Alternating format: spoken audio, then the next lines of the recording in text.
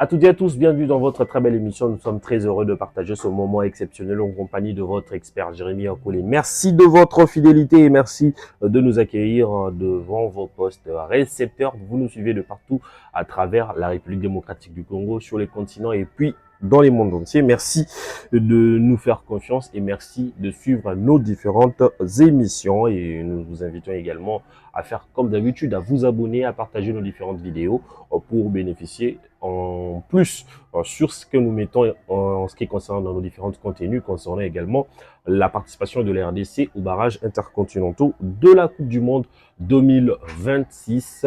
Vous allez comprendre ensemble avec moi, ce barrage aura lieu pour ce mois de mars. Le mois prochain, s'il faudrait le dire comme ça, la RDC sera au rendez-vous de son histoire. 52 ans après que le Congo n'a pas su également participer à une phase finale de la Coupe du Monde, la RDC va-t-il les faire ou pas? Nous allons justement avoir beaucoup de détails concernant bien sûr l'équipe de la République démocratique du Congo. Avant bien sûr de continuer cette émission, on vous invite de bien vouloir vous abonner à nos différentes plateformes réseaux sociaux, TikTok, Facebook et puis d'autres pages comme Instagram. Donc veuillez justement vous abonner pour bénéficier de informations. Et puis Tony Oka, pour continuer également avec les actualités, Tony Oka anticipe également avec son périple, c'est-à-dire visite en République démocratique du Congo. Il est justement au Congo central après Kinshasa, où il est effectué également quelques encadrements avec quelques séances d'entraînement, avec la jeunesse et une façon pour lui de bien vouloir à en savoir une fois de plus sur les niveaux de nos boxeurs. On attend également Semichi Koba qui lui opposera également contre Martin Bakolé au mois de juillet prochain. On espère bien que le gouvernement congolais va-t-il mettre deux moyens nécessaires pour ce combat. Et puis, vous allez comprendre ensemble avec moi que Martin Bakolé vous demande également pas moins de 1 million de dollars pour faire ce combat en République démocratique du Congo. On va bien sûr parler des non-léopards qui évoluent également à l'étranger. Bonne nouvelle pour Chancel Mbemba Mangoulou qui, de sa part, a fait un gros match contre la formation de Brest hier. Il a fait 90 minutes, 2 duels remportés, 4 récupérations, 92% de passes réussies et puis 0 duel gagné. La note de 7% a été inscrit à son match d'hier. Chancel Mbemba pourrait-il revenir à son meilleur niveau pour jouer avec l'RDC le 31 mars prochain contre le vainqueur de la Nouvelle-Calédonie et celui de la Jamaïque? On ne sait pas. On attend également ces belles prestations au cours de différentes rencontres avec la formation des Lille. Et nous allons vous informer sur Oscar Kabik-Chikom qui a été buteur lors de la rencontre qui opposait son club Luzerne contre la formation de Zurich. La formation de Luzerne a pu également s'imposer 2-0 contre cette formation de Zurich. Oscar Kabik était buteur dans ce match. Est-ce qu'il peut le postuler au sein de la tanière de la sélection nationale congolaise? Sébastien Desabre a donc le choix à faire puisque ce gars reste également disponible pour la tanière de la sélection nationale congolaise. Il y a également aussi une grosse inquiétude sur l'absence de Yohan Wissa avec justement son club de Newcastle, lui qui était absent dans la feuille du match contre l'équipe de Aston Villa. On craint que cette absence soit liée à une blessure après avoir contracté sa blessure au mois de septembre dernier qui lui a interdit de terrain pendant près de 4 mois avant de rejoindre la pelouse au mois avant de rejoindre le terrain au mois de décembre lors de la Coupe d'Afrique des Nations. Il y a également Nathanaël Mboukou qui poursuit sa belle série très dynamique sous le couleur de la formation de Montpellier. Le Congolais qui a été prêté par Augsbourg à Montpellier et auteur d'une nouvelle passe décisive. C'est hier dans les après-midi, les Lions de Montpellier portent désormais un total de 5 offrandes depuis le début de la saison. 23 matchs joués, 2 buts marqués et 5 passes décisives délivrées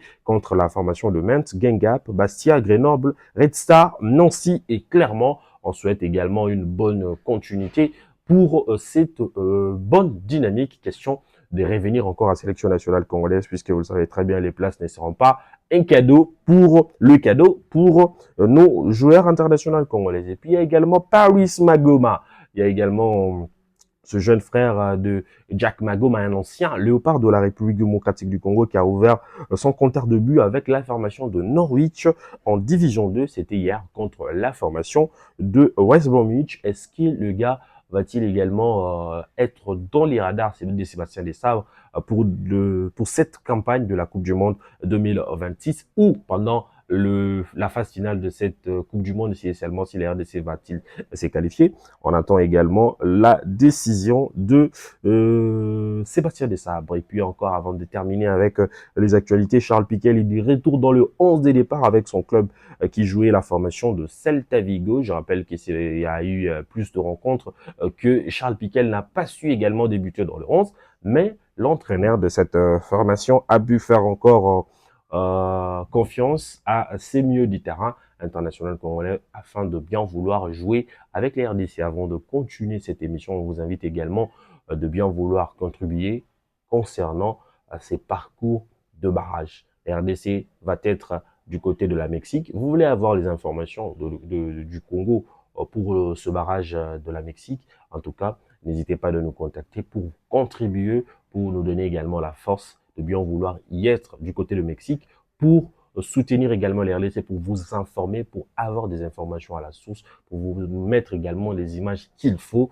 pour cette belle campagne que les RDC va devoir faire au cas d'une victoire. Le Congo sera 52 ans après à une phase finale de la Coupe du Monde 2026. Et puis, vous allez comprendre ensemble avec moi que la RDC va débuter également un stage de préparation du côté, bien sûr, de Mexique le 21 mars prochain, avant, bien sûr, de jouer la formation de Bermudez, une équipe de l'Amérique avec laquelle le Congolais vont donc s'effrotter face à une équipe que certaines disent que c'est une équipe de seconde zone, une équipe qui est 146e, si je ne me trompe pas, dans les classements FIFA, mais il s'agit bel et bien d'une équipe américaine. Question de bien vouloir s'acclimater pour les RDC avec ce petit stage qui permettra à la RDC de jouer son match pour le 31. Vous allez comprendre que du 21 au 31, il y a presque 9 jours que la RDC n'aurait pas pu également jouer un match, alors qu'il fallait justement jouer un match pour voir des différentes failles avant, bien sûr, de bien vouloir avoir une idée sur l'équipe qui va jouer contre le vainqueur de la Nouvelle-Calédonie et celui de la Jamaïque. Je vous invite également à vous abonner dans nos différentes plateformes et de bien vouloir justement partager nos différentes vidéos pour aider la communauté de suivre les informations que nous vous donnons également de la source. Et je vous informe qu'il y aura 3 joueurs qui bénéficieront d'un passeport, d'une décision de la FIFA pour jouer avec les RDC. Le changement des nationalités bientôt. Le Congolais, on va vous informer pour ce joueur. Et puis, il y en a d'autres qui vont bénéficier déjà de passeports pour entamer le démarche administratif au niveau de la FIFA pour le changement de la nationalité. Dans nos différentes émissions, on va justement vous informer sur ces athlètes, sur ces Congolais qui vont changer de nationalité, qui vont justement opter pour les RDC, puisqu'on parle également d'Ezekiel Banzuzi, le joueur de milieu de terrain de Leipzig, qui justement a déclaré officiellement qu'il va jouer pour les RDC. Et nous attendons également ces 10 fils du pays impatiemment venir également jouer avec la tanière de la sélection nationale congolaise. C'était là les informations d'aujourd'hui, quelques news et quelques actualités. Sinon, n'oubliez pas de bien vouloir partager nos vidéos et puis de faire comme d'habitude, d'activer la cloche et écrivez-nous en commentaire. Surtout, n'oubliez pas de nous envoyer également vos messages, suggestions à travers ce numéro qui est affiché au bas de vos écrans pour nous donner également la force. Et n'oubliez surtout pas de contribuer pour que nous agrandissions également cette façon de faire les choses et que les choses soient bien faites. On se retrouve à la prochaine, ici, portez-vous bien et à très bientôt.